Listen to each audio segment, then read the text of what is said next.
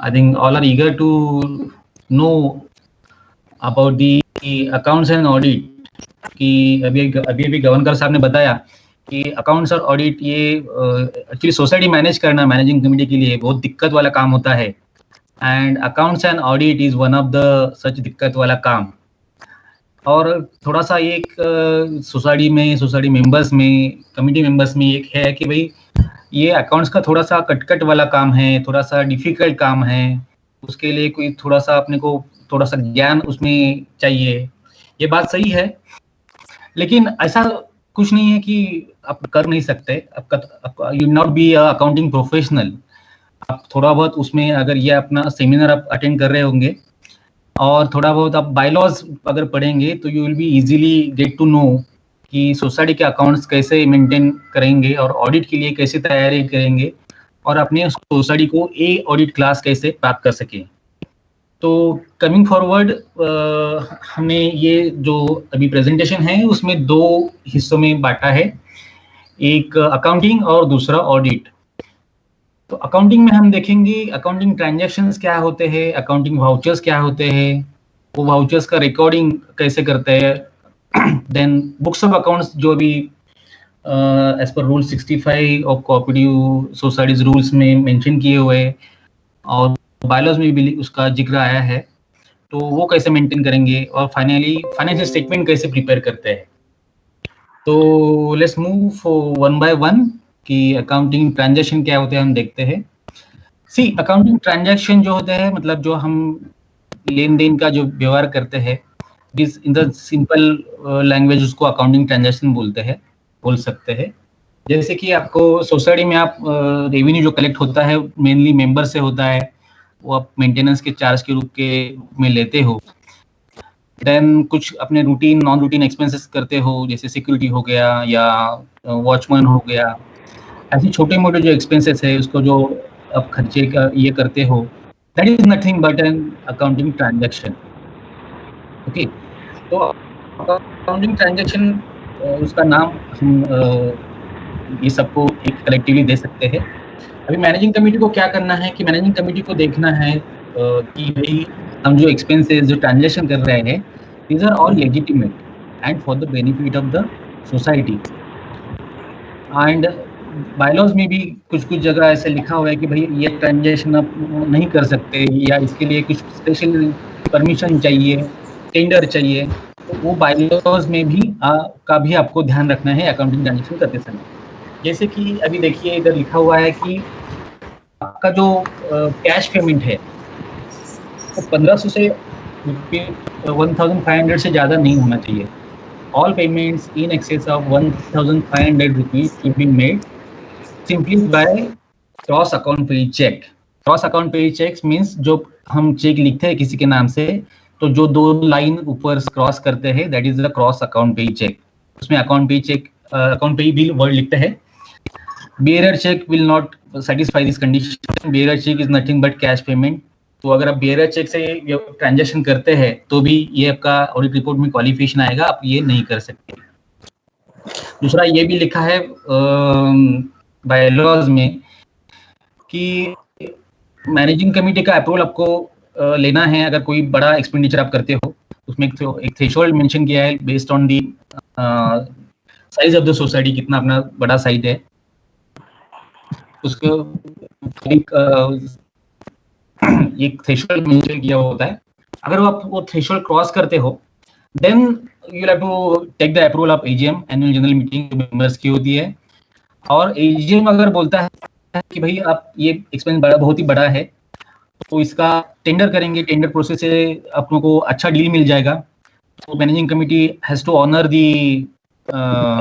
Verdict of the AGM and they will have to follow the tender process, जैसे कि हर companies में या government organisation में होता है।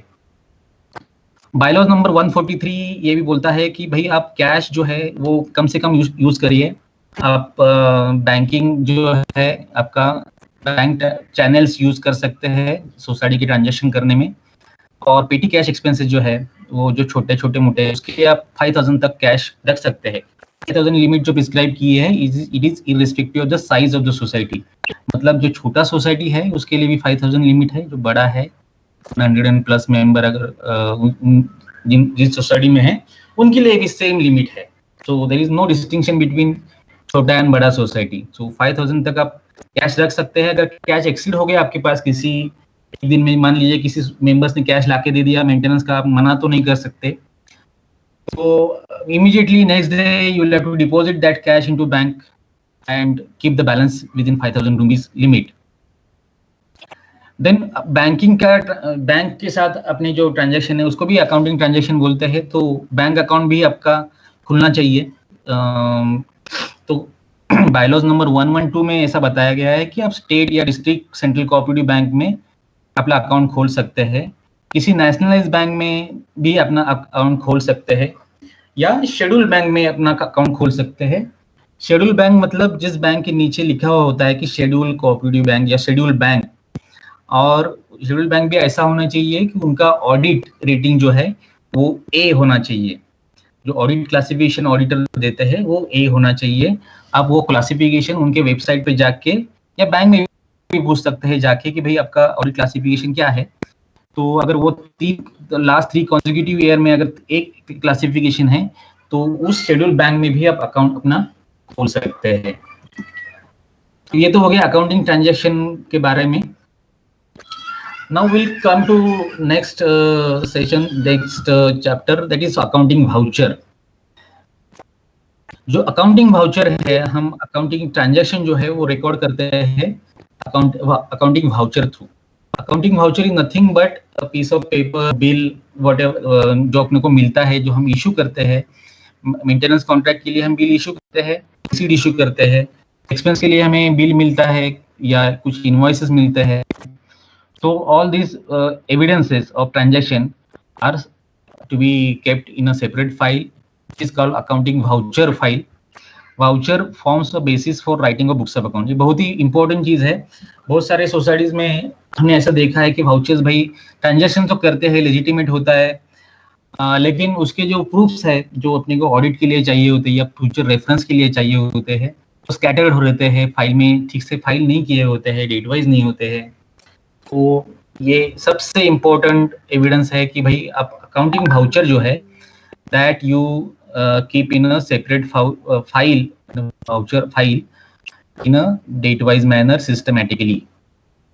इसके बेसिस पे ही हम आगे जाके अकाउंट्स लिखने वाले हैं। तो वाउचर इज वेरी इंपॉर्टेंट। अभी देखते हैं कि रिकॉर्डिंग ऑफ ट्रांजैक्शन कैसे करते हैं। मतलब बुक्स ऑफ अकाउंट जो हम बोलते हैं कि बुक्स ऑफ अकाउंट लिखना है, मेंटेन करना है, तो that is nothing but the recording of transaction. तो vouchers to be recorded in a systematic manner. पहला वाउचर का होता है जर्नल एंट्री होता है। जर्नल एंट्री मतलब क्या होता है कि एक अकाउंट अपना डबल एंट्री अकाउंटिंग सिस्टम हम मेंटेन करते हैं। एक अकाउंट को डेबिट जाता है, दूसरे अकाउंट को क्रेडिट जाता है। अकाउंट्स के लीजर जो होते हैं, मतलब जिस नाम से हम अकाउंट को पुकारेंगे, जिस हेड से हम एक्सपेंस को क्लासिफाई करेंगे, वो 3 हिस्सों में होता है, personal, real, nominal accounts. And उस हिसाब से हम लेजर अकाउंट बना के उसका जर्नल एंट्री करते हैं और बुक्स ऑफ अकाउंट लिखते हैं। ये जो 2 सेक्शन अभी मैंने बताया ये थोड़े से टेक्निकल है, थोड़े से अकाउंटिंग लैंग्वेज में बताया है। जैसे ही आप लिखते जाओगे, अकाउंटिंग समझते जाओगे, then you will get to know कि भाई ये कितना सिंपल है। अभी थोड़ा सा आपको ये लगेगा कि भाई पर्सनल, रियल, नॉमिनल ये क्या है, ऐसे लेजर बनाने का। तो don't worry, you will get to know. Just ये थोड़ा सा ध्यान में रखिए। बाकी आप जब प्रैक्टिकली करने लगोगे, समझने लगोगे, तो आपको ये इतना कठिन नहीं लगेगा। अभी ये अकाउंट जो लिखना है that you can record in कैसा लिखना है, कहाँ पे लिखना है, तो you can take any manual register and record the accounting transactions. और आप एक्सेल शीट भी यूज कर सकते हैं। अगर सोसाइटी बड़ा है तो कंप्यूटर सिस्टम कोई भी लाइक टैली जो आप यूज कर सकते हैं और उसमें अकाउंट्स मेंटेन कर सकते हैं। आप इसके लिए कोई प्रोफेशनल या अकाउंटेंट की भी हेल्प कर ले सकते हैं ताकि आपका काम सिंपल हो जाए। अभी बुक्स ऑफ अकाउंट्स की बात करते हैं कि ये सब करना किस लिए, उससे प्रोडक्ट क्या आएगा, क्या उससे बनाना है। तो वाउचर तो हम बना चुके हैं। जर्नल एंट्रीज जो on the basis of vouchers we are passing journal entries, journal का एक बुक होगा जनरल लेजर जो हमने क्लासिफाई किए है अकाउंटिंग ट्रांजैक्शन, डिफरेंट नाम दिए हैं उनको, तो उससे जनरल लेजर आपका क्रिएट होगा। पर्सनल लेजर जो अपने सब मेंबर्स है उनके एक एक अकाउंट होगा कि उन्होंने उनके पास से कितना ड्यू है, कितना आया है। That is in the broad sense we can call personal ledger. Then cash के ट्रांजेक्शन कैश बुक में होंगे, बैंक ट्रांजेक्शन बैंक बुक में रिकॉर्ड होंगे। उसके साथ ही साथ अपने बैंक पासबुक, बैंक स्टेटमेंट, ये भी उसके साथ आ जाएगा। This is collectively called books of account. अभी अपने कोऑपरेटिव सोसाइटी, हाउसिंग सोसाइटी के बायलॉज में और भी कुछ रजिस्टर्स उन्होंने मेंटेन करने के लिए बोला है, जैसे कि इन्वेस्टमेंट रजिस्टर्ड, प्रॉपर्टी और डेट स्टॉक जो फिक्स एसेट होता है उनका रजिस्टर। वेरियस फंड्स भी अपने को मेंटेन करने हैं, जैसे कि sinking fund, major repairs fund, तो उसके लिए भी एक अलग से रजिस्टर बनाना होगा, वो हम बनाते हैं। और अकाउंट्स के रिलेटेड जितनी भी इंफॉर्मेशन है वो कलेक्टिवली हम उसको बताते हैं, बोलते हैं बुक्स ऑफ अकाउंट्स। आगे चल के यही बुक्स ऑफ अकाउंट्स आपको ठीक से मेंटेन करके ऑडिटर के पास लेके जाना है। अभी ये बुक्स ऑफ अकाउंट तो बन गए, उसके बाद क्या करना है? तो अपना अकाउंटिंग ईयर स्टार्ट होता है 1 अप्रैल से और अपना अकाउंटिंग ईयर एंड होता है 31 मार्च को। तो वो ईयर मतलब जो 12 मंथ्स है उसका अपने को लेखा जोखा बनाना है, फाइनेंशियल स्टेटमेंट्स बनाने हैं। तो on the basis of this books of accounts will start preparing the financial statements. अभी सोसाइटी को एक ऑप्शन दिया हुआ है, वो हम यूज कर सकते हैं। सोसाइटी में follow cash method of accounting और मर्केंटाइल मेथड ऑफ अकाउंटिंग। अभी ये भी थोड़ा सा टेक्निकल है। कैश मेथड थोड़ा सा आप इतना ध्यान दीजिए कि डिफरेंस क्या है दोनों में। मर्केंटाइल में हम प्रोविजंस ले सकते हैं। मान लीजिए कि मार्च में सिक्योरिटी का बिल उसका महीना खत्म होने के बाद ही हम देते हैं, तो 31 मार्च का बाद अगर हम उसका पेमेंट देते हैं तो मर्केंटाइल सिस्टम में, कैश सिस्टम में वो नहीं आएगा क्योंकि उसका पेमेंट बाद में हुआ है, मार्च के बाद में हुआ है। लेकिन मर्केंटाइल सिस्टम में वो आ जाएगा, प्रोविजन उसका हम लेते हैं ताकि 12 मंथ्स का एक्सपेंसेस उसमें हम रिकॉर्ड कर सके। तो society have a choice that they can choose cash और mercantile basis of accounting. Generally we insist that mercantile system should be followed. Okay, then let us understand कि फाइनेंशियल स्टेटमेंट्स क्या होते हैं। फाइनेंशियल स्टेटमेंट्स में अपना आता है income and expenditure account and balance sheet. Corporate department ने उनके बायलॉज में हमको रूल्स इसमें दिया है कि फॉर्म एन दिया है, उस फॉर्मेट में फाइनेंशियल स्टेटमेंट बनते हैं, income expenditure account and balance sheet. उसके साथ आता है रिसीट एंड पेमेंट अकाउंट, जो सिंपली इंग्लिश करता है कितने पैसे अपने पास आए और कितने गए। देन उसके साथ आते हैं भी हम इन्वेस्टमेंट करते हैं, उसका इन्वेस्टमेंट का शेड्यूल, रिसीवेबल्स जितने पैसे अपने को आने हैं mostly from the members. Then creditors जिनको पैसा देना है उनका लिस्ट, डेट स्टॉक मतलब अपना फिक्स एसेट का लिस्ट, उसका डेप्रिसिएशन। तो ये फाइनेंशियल स्टेटमेंट प्रिपेयर करना होता है मैनेजिंग कमेटी का। This is the responsibility of the managing committee. ये बात थोड़ा सा आप ध्यान समझ लीजिए कि जो फाइनेंशियल स्टेटमेंट मतलब आप प्रिपेयर करना है तो वो it is the responsibility of managing committee only. आप ऑडिटर, कई सोसाइटी में ऐसा देखा है कि भाई ये हम ऑडिटर के पास बुक्स ऑफ अकाउंट लेके जाते हैं और वो ही सब प्रिपेयर करते हैं, जो भी प्रोविजन है लेना है वही लेते हैं, जो भी एडजस्टमेंट उसमें बुक्स में बनाना है वही बना के देंगे। तो दिस इज नॉट करेक्ट। आपको ये फाइनेंशियल स्टेटमेंट बनाना है, दिस इज योर रिस्पॉन्सिबिलिटी। अगर आपको थोड़ा सा हेल्प चाहिए, प्रोफेशनल हेल्प चाहिए, तो you can take any other chartered accountants help, any other accountants helps, और जो भी जानकार है इसके बारे में, तो आप उसका हेल्प ले सकते हैं। और फुल फ्लेज फाइनेंशियल स्टेटमेंट का जो सेट है वो आप अपनी मैनेजिंग कमेटी के मीटिंग में अडॉप्ट करके उसके ऊपर साइन करके ऑडिट के लिए लेके जाना है।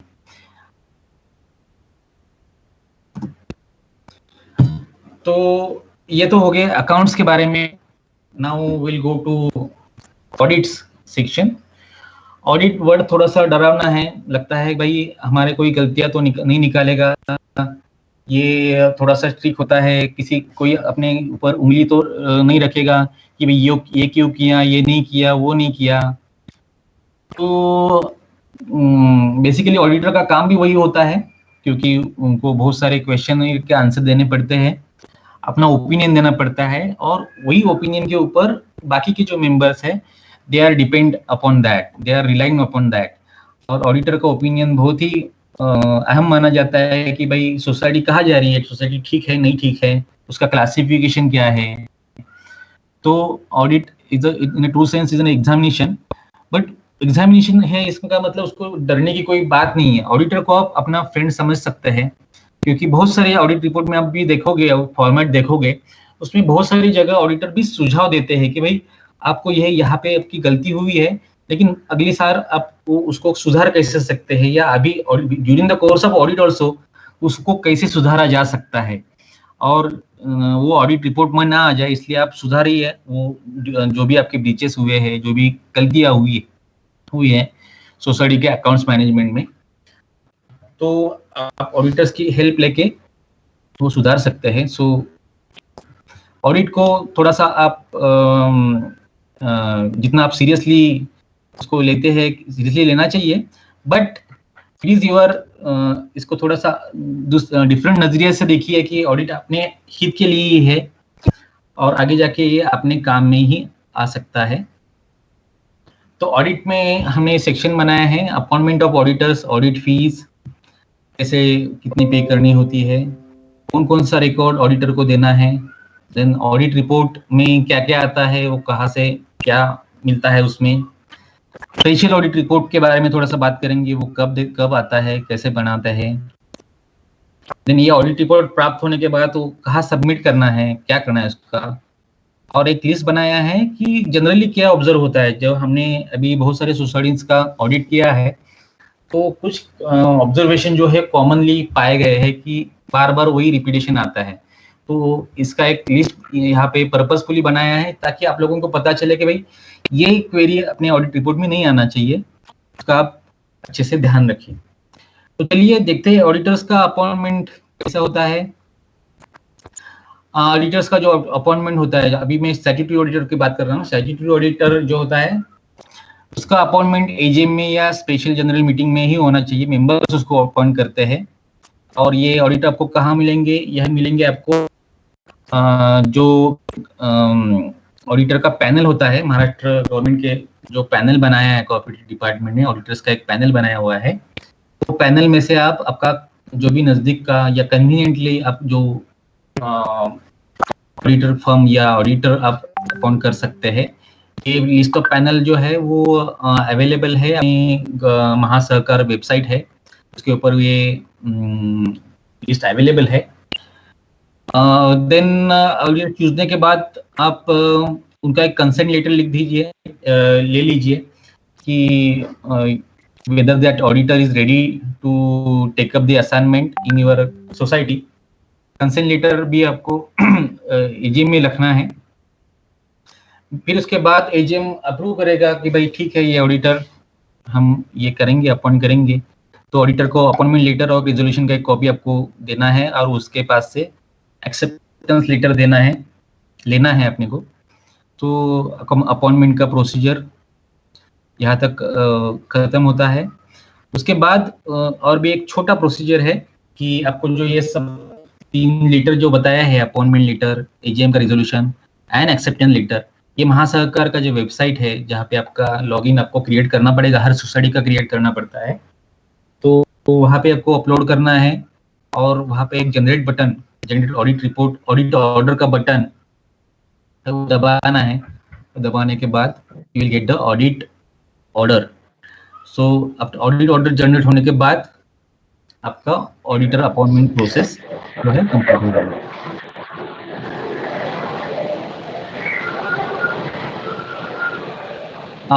जो ऑडिटर आप अपॉइंट करोगे, उसके अपॉइंटमेंट जो है वो मैक्सिमम आप 3 इयर्स तक कर सकते हैं as per the law. Okay, उसके बाद आपको ऑडिटर चेंज करने पड़ेंगे। अगर आप ये ऑडिटर का प्रोसेस, ऑडिटर अपॉइंटमेंट का प्रोसेस कंप्लीट नहीं करते हो, नहीं कर पा रहे हो, तो auditor registrar will appoint the auditor in your society from the panel of the auditors.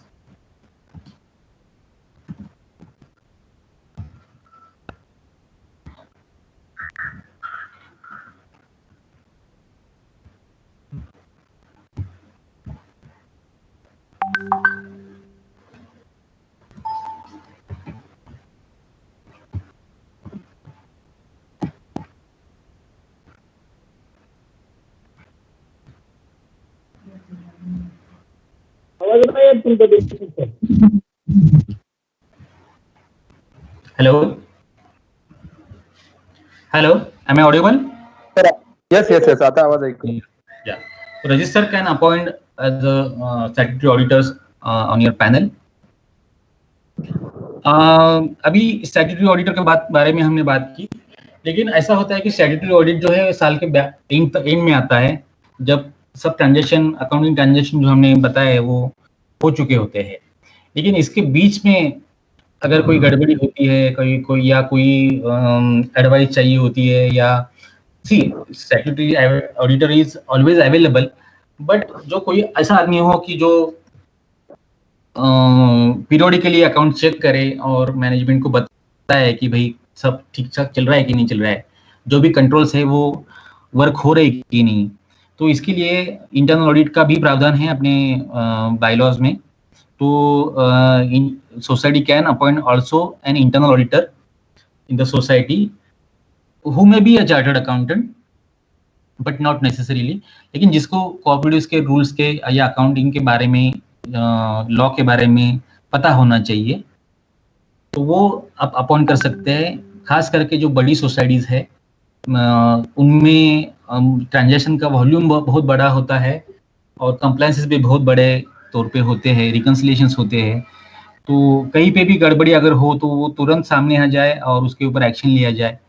Miss appropriation, frauds, उसका चांसेस इससे बहुत कम हो जाती है। तो it is advisable to appoint internal auditor also along with statutory auditor.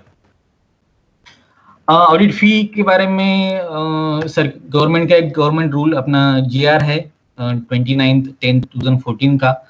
उन्होंने metropolitan और ए ग्रेड जो सिटीज है, पुणे ए ग्रेड में आता है, तो वो ऑडिट फी फिक्स करके रखी है। तो there is no chance, there is no ambiguity about it. 100 rupees पर मेंबर उसका फी है plus GST.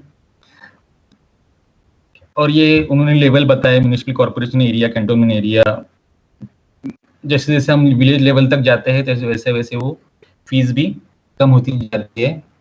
This fees are minimum fees prescribed, इसके नीचे अलाउड नहीं है और आप ज़्यादा भी दे सकते हैं based on the your discussion with the auditor.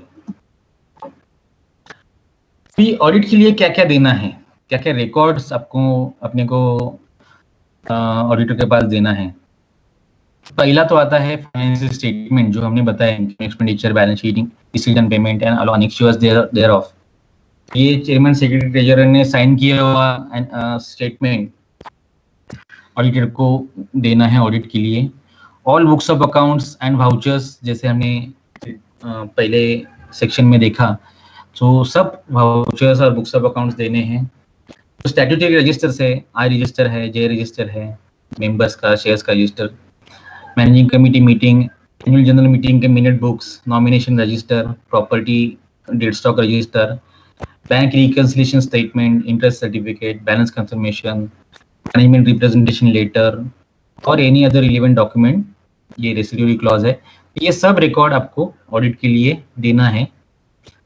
और इसके अलावा अगर ऑडिटर कुछ पूछे तो उसका जवाब भी देना है। ये सब ऑडिट करने के बाद, सब वेरिफिकेशन करने के बाद, रिकॉर्ड वेरिफिकेशन करने के बाद, auditor will issue audit his audit report. उसका जो भी असेसमेंट है आपकी सोसाइटी के बारे में, सोसाइटी के अकाउंटिंग के बारे में, मैनेजिंग कमेटी के ऑपरेशंस के बारे में, ओवरऑल सोसाइटी का के जो ट्रांजैक्शंस है उसके बारे में, auditor will have to issue an audit report. Audit report में क्या क्या होता है, पहला तो आपने देखा होगा ऑडिट रिपोर्ट का सेट जो है बहुत बड़ा सेट होता है। उसमें पहला आता है independent audit report. Independent auditors report मतलब उसमें ऑडिटर अपना राय देता है, उसमें अपना ऑडिटर राय देता है कि सोसाइटी के अकाउंट्स जो है ट्रू एंड फेयर पिक्चर दिखा रहे हैं कि नहीं दिखा रहे हैं। उसमें ऑडिट क्लासिफिकेशन भी आता है। ऑडिट क्लासिफिकेशन में ए बी सी ऐसे क्लासिफिकेशन होते हैं। A is the best, C is the not that good. तो आपकी हमेशा ऐसे ही कोशिश रहनी चाहिए कि आपको ए क्लास मिले, अपना सोसाइटी सब रूल्स रेगुलेशन फॉलो कर रहा है, कोई भी उसमें लैक्यूना नहीं रह जाए। देन आता है schedule to main audit report. Then auditors ने कुछ क्वेश्चंस का आंसर देना है, जैसे कि कन्वेंस डीड हुआ है नहीं हुआ है, मैनेजिंग कमेटी में कौन से मेंबर है, अपना मैनेजिंग कमेटी का इलेक्शन कब ड्यू है एक्सेट्रा। तो उसके लिए फॉर्म 1 और फॉर्म 28 ऑडिट मेमो प्रिस्क्राइब किए हुए। तो प्रिस्क्राइब ये फॉर्म में क्वेश्चनियर दी होती है, तो auditors have to answer the questionnaire.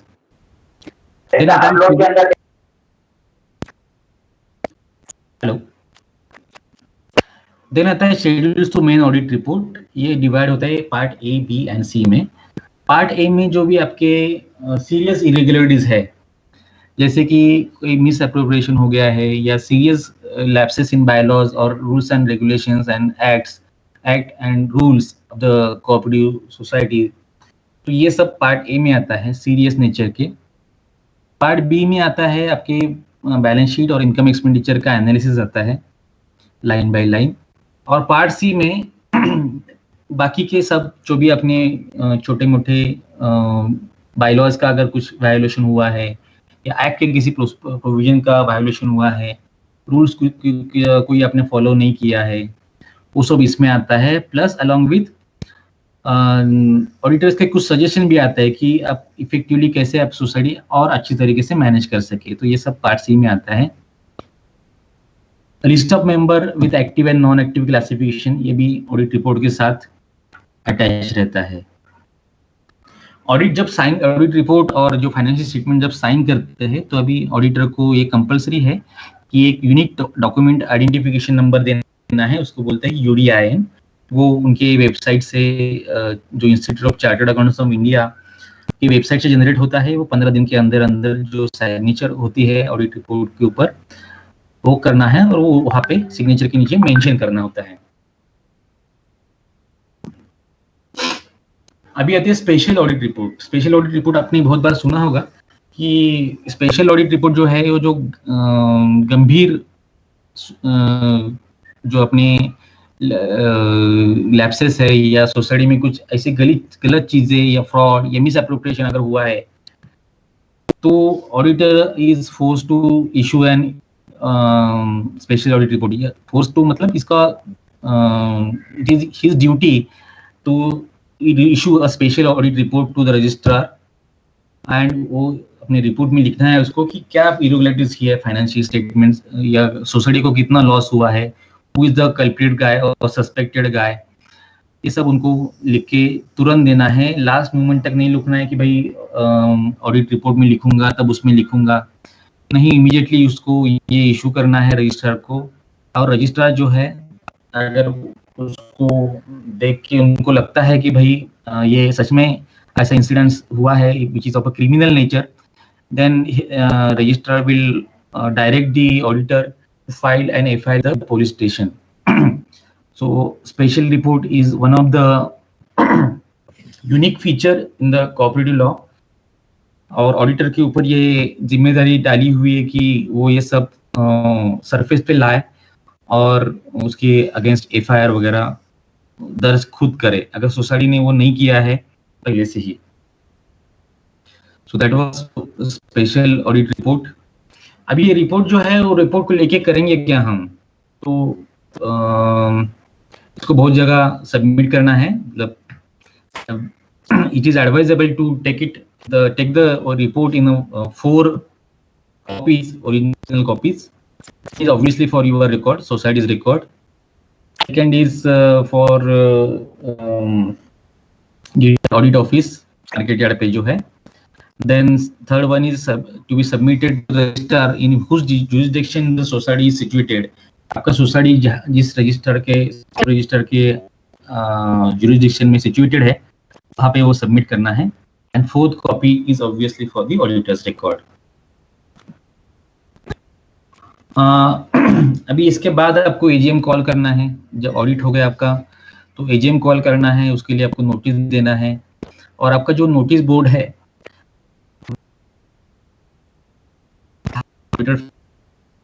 जो भी उसके कमिटी के रिपोर्ट्स वगैरह वो भी सब आपको लगाना है. एक से ज्यादा अगर बिल्डिंग्स है तो हर एक बिल्डिंग के हर एक नोटिस बोर्ड पे ये आपको डिस्प्ले करना है auditor statements.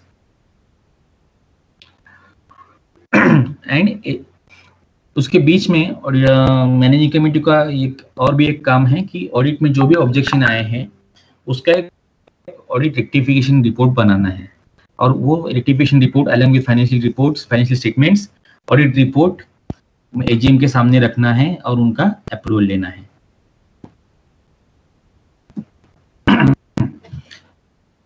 Audit rectification report क्या होता है, जरा थोड़ा सा उसके ऊपर नजर डालते हैं. Audit rectification report nothing but कि ऑडिटर ने अपने रिपोर्ट में बहुत सारे ऑब्जर्वेशन लिखे होते हैं कि भाई ये फॉलो नहीं हुआ है, अपने इस सेक्शन का आपने ब्रीच किया है, या ये ऐसा नहीं होना चाहिए था, ऐसा होना चाहिए था. तो आपको form number O audit report अपना कॉपीडी लॉ में प्रिस्क्राइब किया हुआ है. तो उसमें वो जो भी ऑडिट ऑब्जर्वेशन है वो लिखना है और उसका आपने कैसे कंप्लाई किया है, क्या उसके ऊपर एक्शन लिया है, that you will have to mention and show it to the auditors. Auditor वो वेरीफाई करेगा और उसके बाद साथ में अपना रिमार्क्स भी लिखेगा कि भाई सही किया नहीं किया है. And that report has to be submitted to the registrar and the AGM. अभी ये ऑडिट रेक्टिफिकेशन रिपोर्ट प्रिपेयर करना और एजीएम में दिखाना, रजिस्ट्रार के पास सबमिट करना मैनेजिंग कमेटी का काम है. अगर मैनेजिंग कमेटी ये नहीं करता है तो all managing committee members will be liable for a action. It is an offense. They have to pay the penalty. So rectification report submit करना बहुत ही जरूरी है. अभी आते हैं that's all with the audit audit process this thing.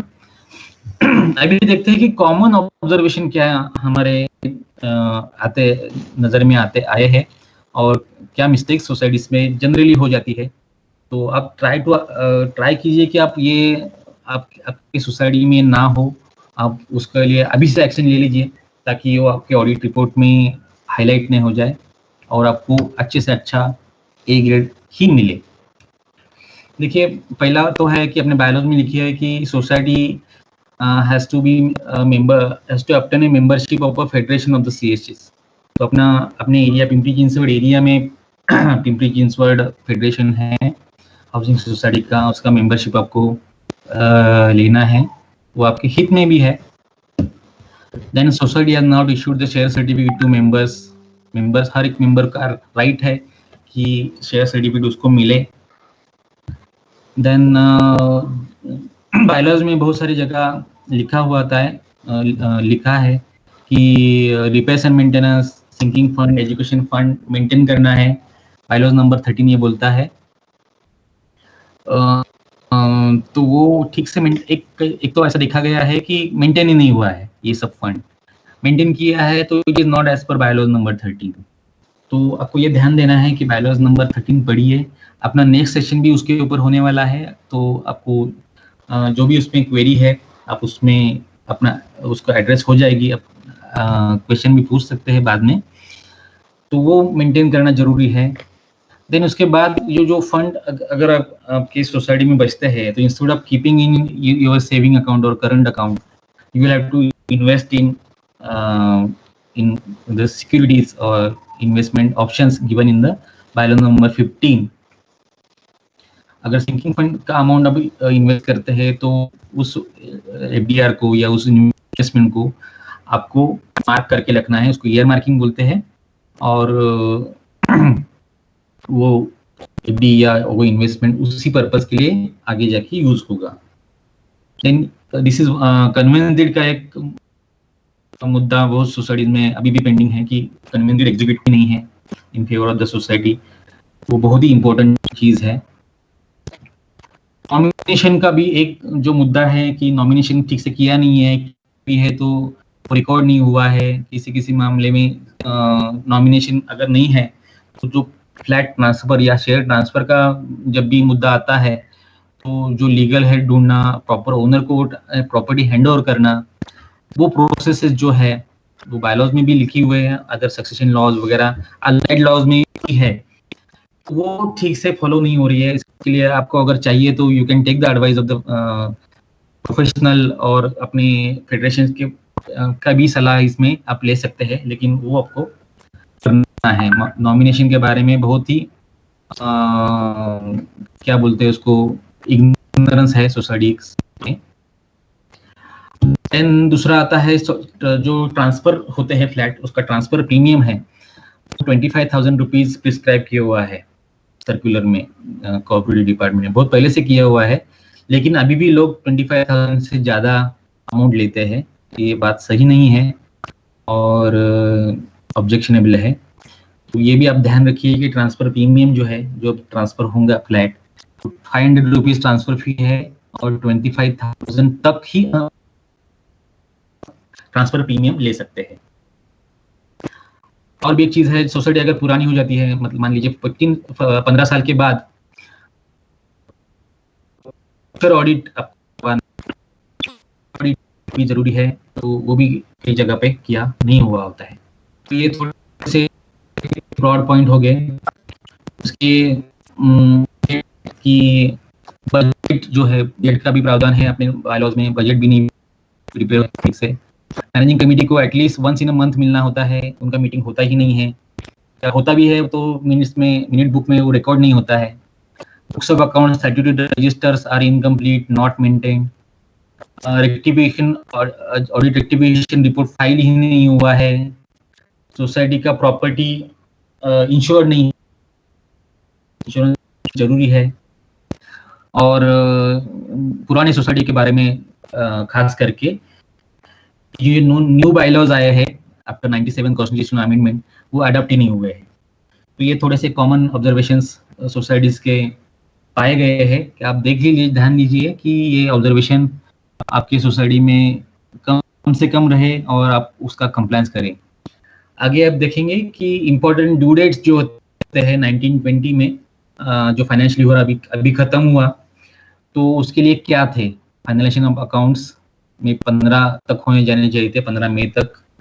Accounts to be handed over for audit 1 जून तक देने चाहिए थे, देने हैं अभी। तो ये सब उसका कैलेंडर है। अभी 15 मई तो निकल चुका, फाइनेंशियल अभी उसके होने को था, लेकिन ये अपना कोविड-19 बीच में आ गया है, अब सब लॉकडाउन सिचुएशन में है। तो देखते हैं हम ये कैलेंडर कितने तक, कहाँ तक फॉलो कर सकते हैं। लेकिन जितना भी आपसे थोड़ा सा ये निवेदन है कि भाई आपकी जहाँ तक हो तक सके आपके ऑडिटर्स के संपर्क में रहे, आपके अकाउंटेंट के संपर्क में रहे, जहाँ तक हो सके आप ये फाइनलाइजेशन तक पहुंचिए, रिकॉर्ड तैयार रखिए ऑडिट के लिए, ताकि जब हम लॉकडाउन ये खत्म हो जाएगा तो ये कैलेंडर हम फॉलो कर सके। So that's all for my presentation. Thank you very much for your patience hearing. Thank you Pimpri Chinchwad Education Center for giving me this opportunity to present myself. Thank you very much.